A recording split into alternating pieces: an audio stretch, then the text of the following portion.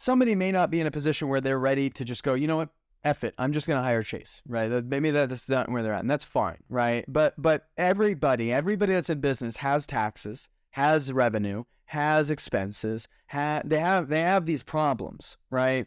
And so I guess my question is, somebody that's at that place that maybe they're aware of the problem, but they're not yet ready to commit to a full-fledged service to manage it, right? What are some first steps that they can kind of go through to at least make this financial situation in their life less chaotic? Yeah. So I would say that, once you're probably bringing in, maybe over 100K, 150K a year, and you're running a business, that's probably the point where you do need to bring in, a tax strategist. And that person, if you find the right one, they're going to file for you, the forms that need to be filed. They're going to give you your tax deadlines, but they should also give you, a little bit of like basic strategy there to say, hey, should you be filing as an S Corp? Should you have an S Corp set up, which is a designation, without getting too granular here. It's like, usually when you start a business, you're like a sole proprietor, an LLC, file a form, it makes you an S Corp. And what happens is you pay less taxes if you've done it appropriately, right? But at that stage, you want to have that conversation. So you make sure that your bases are covered on that level, because that can actually have a significant 15, 20, 30K, $1,000 like a year difference for you in taxes. It can be pretty like crazy, wow. Right? Yeah. I mean, because if you are, if you're paying that level of taxes for yourself, typically self-employment plus income tax, you're probably going to pay 35 to 40 cents out of every dollar that you make. Wow. To but if you set it up right, you have to pay yourself a fair and reasonable. If you set up an S Corp, you have to pay yourself what's a fair and reasonable wage, which depends on how much you make. Super murky, super vague. IRS is super fun about that. Right. But let's say, $70,000 is, you make $200K a year, but $70,000 is like the fair and reasonable wage from the effort that you put into your business. Of that $70K, you're going to get charged at that 40%, right? But everything after that, you're going to get capital gains, which is going to be around 15%, I believe, right? So it changes depending on how much you're making. But so you can just imagine, for the sake of this kind of napkin math example, you're going to save 25 cents on every dollar. More than that. So that's a big deal. Yeah. So you got $130,000, which I picked a little bit rounder in math, but a quarter of that, there you go. So it's pretty impactful in terms of the overall taxes that you'd be paying. And that's, you guys helped us with that like you specifically worked with us a long time ago we restructured and everything, and the holding companies and that was kind of cool, because I mean, obviously there's ongoing maintenance, but it's kind of like there's a one time, the work's really on the front end, right? It's like you got to set it up right, but after that there's like not much more maintenance than you already have just being in business anyways.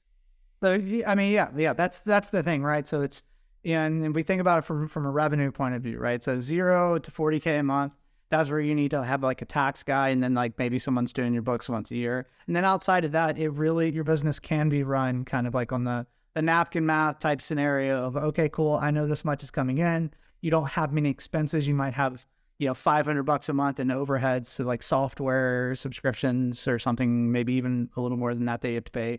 You have your own salary. You might have one person on your team. It doesn't take a rocket scientist to understand where your money is there. But once you go kind of 40K and beyond, that's when you want to actually start having someone you want to pay, like partner with like a fractional CFO firm, like myself, to, hey, now we're taking over your books for you. We're making sure everything is classed exactly where it needs to go. Because one, then you're starting to run into the area where you are technically at an audit risk. Audit risk means the IRS saying, hey, I need you to prove everything that you're doing. Now, that said, even then, it's like, unless you're making just millions and millions a month, you're probably not going to get audited. Or at least if you do get audited, it's not going to be a super horrible thing for you in your life. But in the event that you are working with a fractional CFO, can help you out with that process. Outside of that, once you're at 40K and beyond, your business is now starting to grow. And so now your decisions that you're making are having bigger and bigger impacts, right? So you're really building the foundation, and you want to do that sooner rather than later. You want to have a clear plan. You've got your own visions, your own dreams in your own head, right? You need to work with a financial guy who can now write down what your dreams mean on paper and numbers. And you can actually say, hey, this is the plan I want to do to achieve my dream. Does this actually make sense? And then the best, if you work with a fractional CFO who's worked with other businesses like you, they can call you on your shit and they can tell you, that's not going to work. This isn't going to work. I've seen this fail. oh, maybe you should think about this. And that's where the real value, I'd say, comes, especially like in our relationship. We're talking about, marketing agent things a lot. I can hold my own in conversation with you guys to a degree about marketing strategy there, even though, and this is a fun concept that I recently, kind of solidified for me. When you look at C-suites in an organization, because that's what a fractional CFO is, it's your CFO. Those conversations, everyone's coming in with their own superpower. You're going to have your CFO coming in, your CMO, marketing officer. He's coming in with marketing. You're going to have your operations person. Then you have your CEO, visionary, CTO, technology, whatever have you. Once you're sitting at that table, it doesn't really matter what got you to the table. You're all just talking about business and you all have a good working knowledge of it. And really, those roles come back into play once you leave the table and you're like, oh, we need to do this financial change. Well, CFO, go back and handle that. Work with the team there.